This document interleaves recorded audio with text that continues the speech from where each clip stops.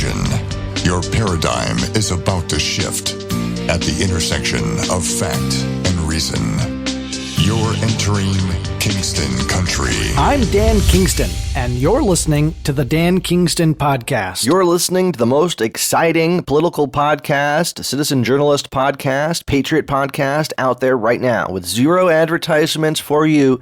Dan Kingston here, and I'm covering the latest articles, news headlines today for you. Some of the articles that we're going to be talking about today, the ACLU has come out defending Project Veritas, the ACLU, and the closing arguments are set to begin in the Kyle Rittenhouse trial. You also have Ghislaine Maxwell, the girlfriend of Epstein, and she's set to face a federal jury on charges. And of course, she groomed the underage victims that Epstein took advantage of. So what do you think about these articles? You also got a CNN report, Kamala Harris, a lot of dysfunction, exasperation in the White House. This is a CNN article, and it's actually pretty good. It's an investigative report that goes into Kamala Harris, and her aides are really upset. They're not getting along, and they're not getting along in the White House. And Biden has, I guess, been afraid that she's going to steal his thunder. Boy, would you have to be a pathetic, weak president to worry about that, wouldn't you? So those are some of the headlines we're going to talk about. Also, you have Biden choosing a pharmaceutical consultant to lead the FDA. His name is Robert Califf. So that's a conflict of interest if I've ever seen one. And but let's go back to the ACLU. ACLU, American Civil Liberties Union, coming out defending Project Veritas. Of course, Project Veritas being unfairly targeted by Biden's Justice Department in a highly political move over Ashley Biden's diary.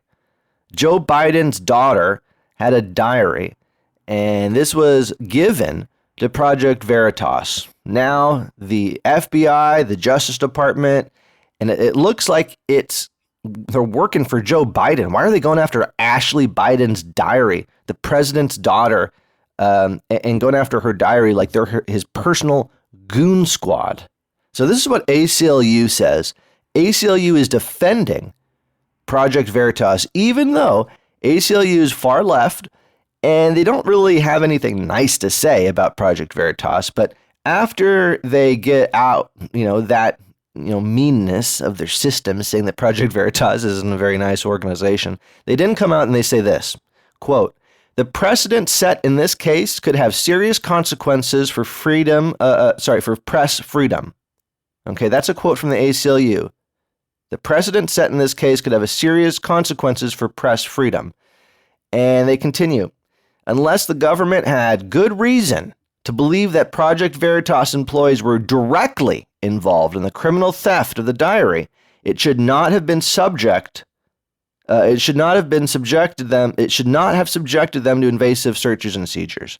That's from the ACLU saying that the FBI, the Justice Department, should not have gone after Project Veritas and George O'Keefe unless they had evidence that they were directly involved in taking the diary. And ACLU is encouraging the appointment of a special master to ensure that law enforcement officers review only those materials that were lawfully seized. So this is a huge victory, I would say, for George O'Keefe and Project Veritas, because nobody has been coming to their defense. None of the other journalists out there or newspapers have defended Project Veritas, and this is going to have serious consequences for press freedom. That's not coming from Dan Kingston. That's coming from the far left ACLU. And it looks like back to Rittenhouse, possession of dangerous weapon by a person under the age of 18, that is going to be dismissed. That's just being announced today, November 15th, 2021. Count 6, possession of a dangerous weapon by a person under the age of 18, a misdemeanor, has been dismissed. The judge ruled on the motion for a mistrial. If you remember, the defense was really upset. The judge was really upset too, because the prosecutor is totally out of line in a number of ways. And I'm not an expert in this field, but I could hear how angry the judge was, and the defense attorney asked for a mistrial. It was not ruled upon, and the judge today says he's still aware. He has not ruled on it, but he will at some point. So there's still a possibility that they're going to have a mistrial in the Kyle Rittenhouse case. What do you think about ACLU defending Project Veritas? Are you surprised? Frankly, I'm surprised. I thought that they wouldn't do it. They should. Immediately came to my mind, where's the ACLU? And I think I may have even brought it up in that Project Veritas episode that was recorded. By the way, when I say recorded, these episodes are not edited. This is free form. This is straight from my mind to the microphone, to your ears, into your brain. And it's not my voice. It's not my voice. This is a computer-generated, digitalized frequency that's coming in that resembles what my voice might sound like. But if you had perfect hearing, then you would actually be able to tell the difference. This is a digital representation of my voice. It's not my voice. And a similar thing's happening with the metaverse. Have you heard of the metaverse? Well, this is going to be huge. It's going to change the way that the internet changed the world, but potentially even more dramatic. Why? Because the metaverse is augmented reality. It sets a new reality over the reality we have. If you've ever seen the sci-fi movies when they put on a set of glasses, or they implant a brain chip and all of a sudden they can see all these things floating around in the world. It's like CGI, but in real life.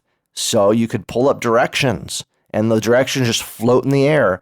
Or you could look at somebody and it'll pull up their credit history, like in China, where everybody has not a credit score, but a personal score. How good are you as a person? And with augmented reality, you're going to put on these glasses and look at somebody and their score is just going to pop up right in front of you. This is going to change humanity for everything we do, from shopping to talking to our friends, our loved ones, to going on a walk, traveling. Everything we do is going to be different now with the metaverse. And there's going to be great risks and great challenges. I think the internet's a really good example. Are you excited about the metaverse? Have you ever tried putting on like an Oculus Go virtual reality headset or something like that? Right now, they're big, they're clumsy, but when they release glasses, you're going to put on these glasses and it's going to change the world. Looking through these glasses, you're going to have access to so much information that's overlaid onto the real world. It's going to be completely addictive. It's going to change the world like the internet, like the cell phone, potentially even more. Not enough can be said about the metaverse. Okay, but back to political news. I would like to point out too, life is short. And maybe it comes across that I'm doing this as a passion project. You've noticed I don't have advertisements.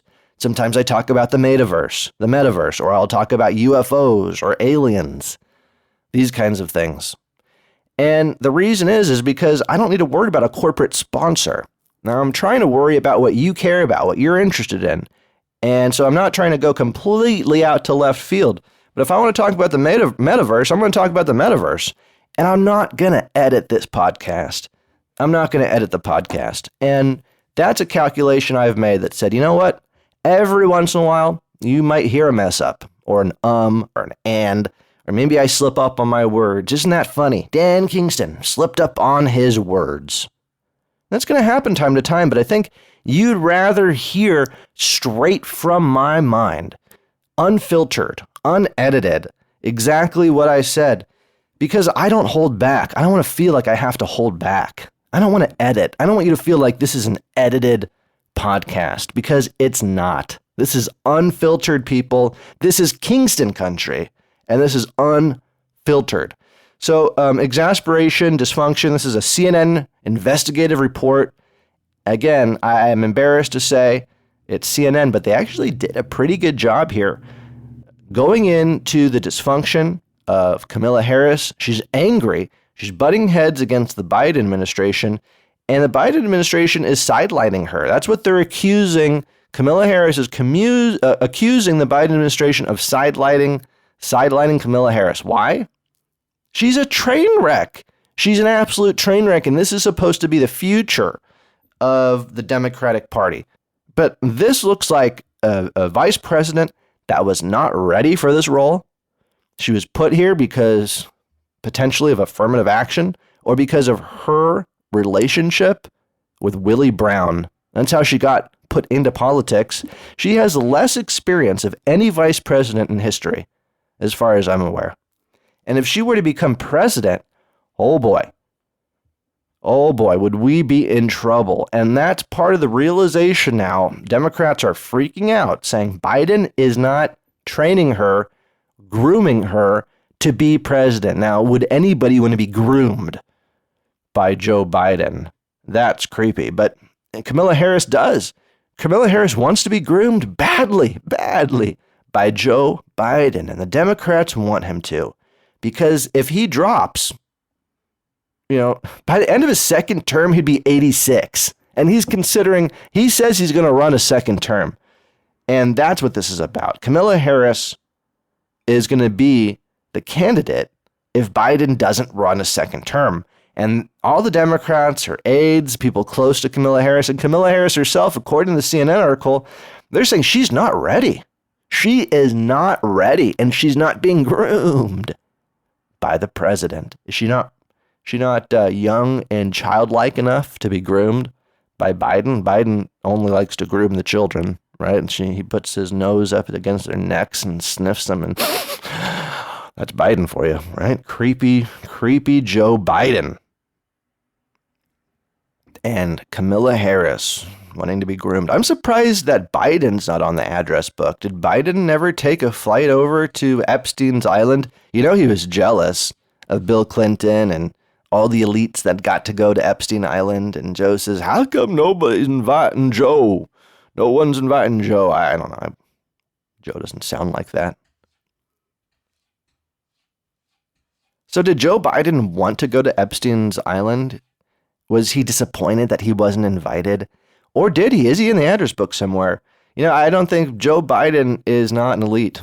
He's like one of the people that the elites look down on. Joe Biden considers himself to be in this club, but he's so stupid.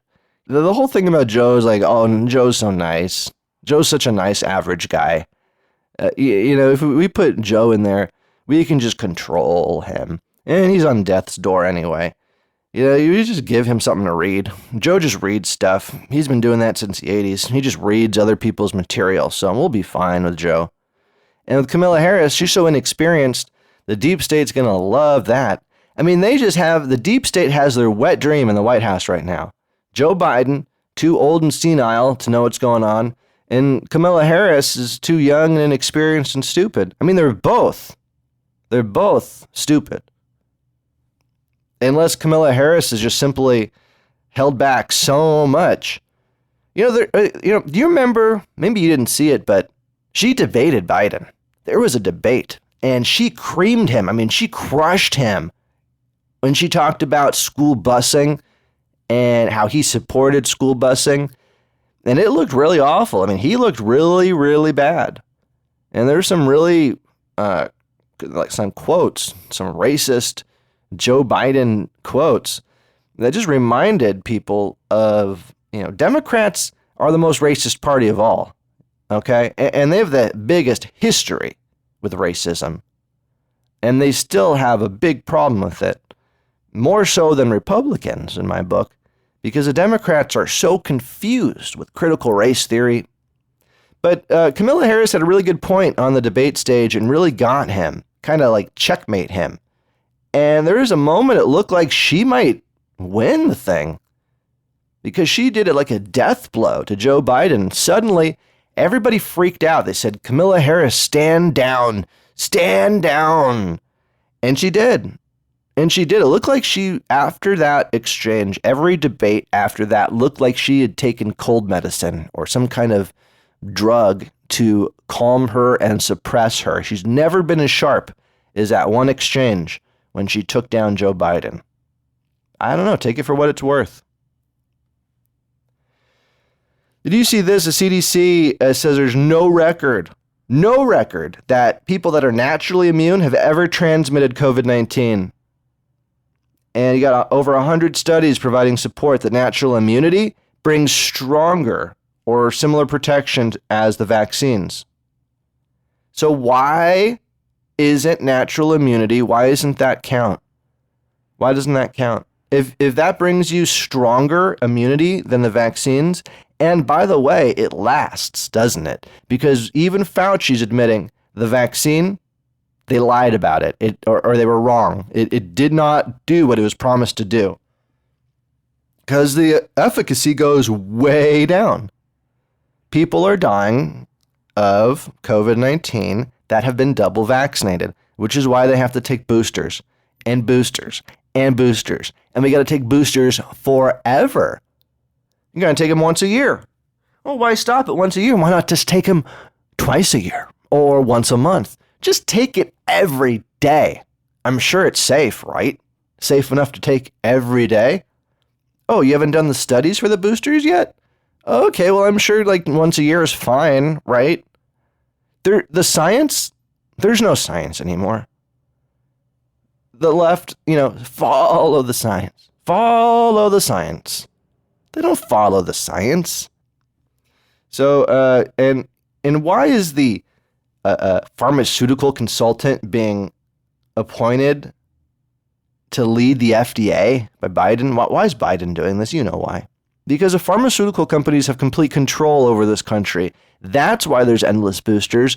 That's why there's been no questioning about the vaccine's efficacy. Even after we saw people were dying in the hospitals that have double vaccination, people are still getting hospitalized that have been vaccinated.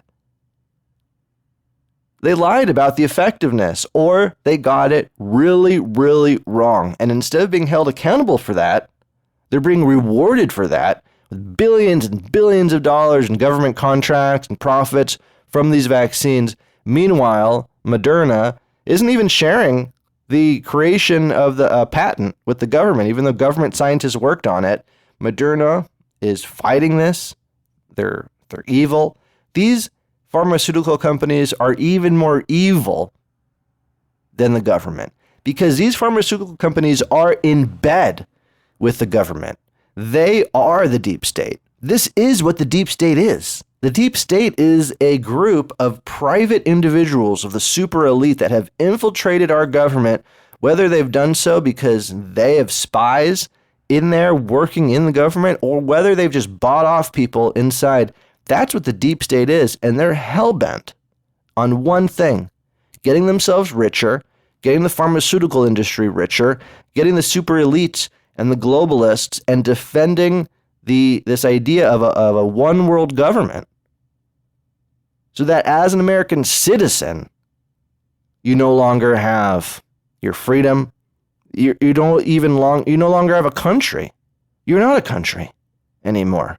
You're a subject. You're a subject like the subjects of China, where you have no freedoms. That's what this is. They're trying to make us like cattle, like farm us, like farm animals, so they can control us that way. We've been domesticated. America is stubborn when it comes to our individual freedoms and liberty, and we're going to be a holdout, and that's why the globalists are attacking us the hardest. And that's the real thing that we're up against right now is just the defense of having a country, the defense of being a citizen, the defense of having freedom, of having liberty. It's being taken away from you so you can't even speak your mind. Because by speaking your mind, you become a criminal. Kingston Country. You've been listening to the Dan Kingston Podcast.